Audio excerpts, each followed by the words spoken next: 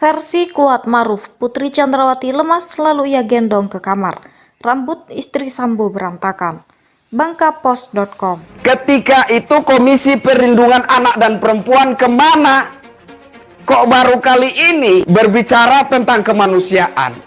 Apakah Kompolnas baru hari ini punya rasa kemanusiaan dan kemarin itu tidak?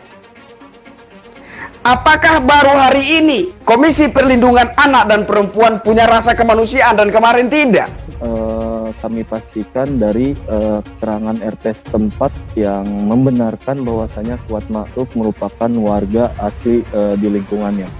Bahkan diketahui Kuat Ma'ruf bersama keluarganya ini sudah ada sejak puluhan tahun yang lalu di wilayah Kelurahan Cibuluh, Kelurahan Cibuluh, Kota Bogor. Dan bisa kami jelaskan terlebih dahulu bahwasanya kediaman dari Kuat Ma'ruf ini ataupun tersangka atas kasus Brigadir Joshua ini berada di salah satu gang sempit yang berada tepat di wilayah Cibuluh tersebut. Memang masih zamannya PCR, sehingga si bapaknya Pak Ferdi ini katanya tidak ada di rumah karena pergi PCR. Untuk kebutuhan apa PCR? Satu, kedua ya, yang lebih aneh tapi nyata, membingungkan kita, itu di rumah dinas tersebut emang tidak ada penjaga, emang tidak ada ajudan, emang tidak ada pembantu. Kenapa yang katanya si saudara J ini bisa dengan leluasa masuk ke kamar istri si Bapak Ferdi? Cukup aneh kan? Sedangkan misalnya kamar itu ada di posisi tengah, ya, saudara J ini akan melalui banyak ruangan. Pasti ruang penjaga, dapur, ruang tengah, ruang makan, ruang yang pasti di sini ada orang-orang lah.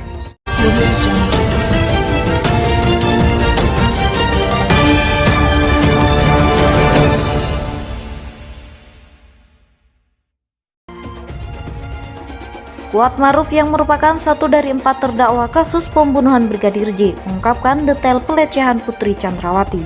Informasi tersebut disampaikan pengacara Kuat Maruf dalam eksepsi atau nota keberatan atas dakwaan JPU.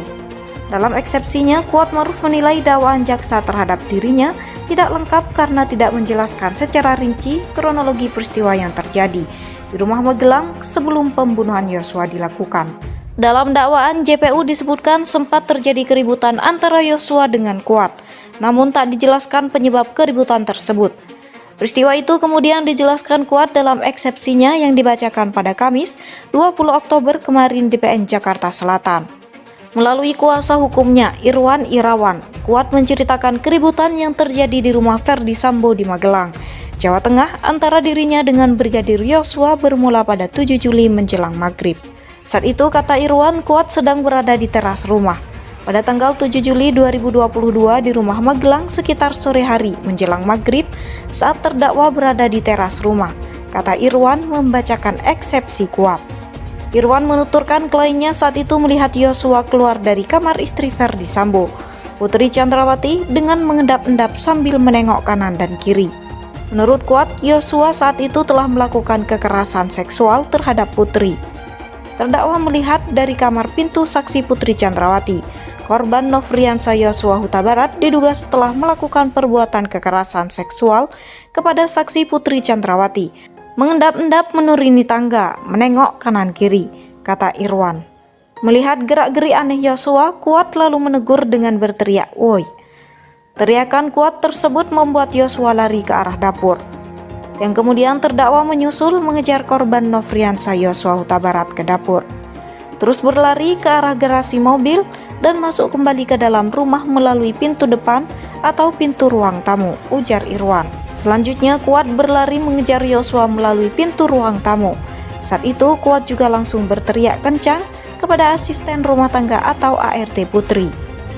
Susi mengecek kondisi sang majikan sambil terus mengejar korban Nofriansah Yosua Huta Barat juga melalui pintu ruang tamu. Terdakwa lalu berteriak kepada saksi Susi, "Susi, lihat ibu, lihat ibu," kata Irwan menirukan suara Kuat. Mendengar teriakan Susi, kata Irwan, Kuat berhenti mengejar Yosua lalu bergegas ke kamar Putri. Kemudian saksi Susi lari ke kamar saksi Putri Chandrawati dan saksi Susi berteriak, "Ibu, ibu, ibu," kata Irwan. Disitulah Kuat mengambil pisau. Menurut Irwan, alasan kliennya itu mengambil pisau karena menyadari Yosua memiliki senjata api, baik jenis pistol maupun otomatis. Bahwa mengenai perbuatan terdakwa memegang dan membawa pisau buah, sudah seharusnya JPU menerangkan secara jelas dan lengkap bahwa keberadaan korban Nofriansah Yosua Huta Barat memiliki senjata api supaya fakta jelas dan terang bagi kita. Bagaimana mungkin pisau dapur disandingkan dengan senjata api pada saat keributan di rumah Magelang terjadi, kata Irwan.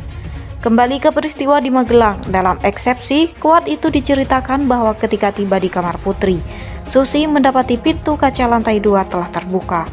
Susi melihat Putri Chandrawati dalam keadaan mata tertutup dan lemas tergeletak di lantai. Saksi Susi mendapati pintu kaca lantai 2 rumah Magelang sudah terbuka dan saat itu dari arah pintu kaca saksi, Susi melihat saksi Putri Chandrawati dalam posisi tergeletak, duduk dengan posisi kaki selonjoran dan kepala bersandar di keranjang baju kotor dengan keadaan rambut berantakan, mata tertutup dan lemas serta badannya terasa dingin, ujar Irwan. Melihat kondisi Putri, Susi langsung memeluk Putri yang tengah menangis. Saat itu Putri disebut tidak menceritakan apapun kepada Susi. Susi kemudian memapah Putri ke tempat tidurnya. Lalu Putri menanyakan keberadaan handphonenya dan meminta Kuat agar menghubungi Richard Eliezer Pudihang Lumiu atau Baradae.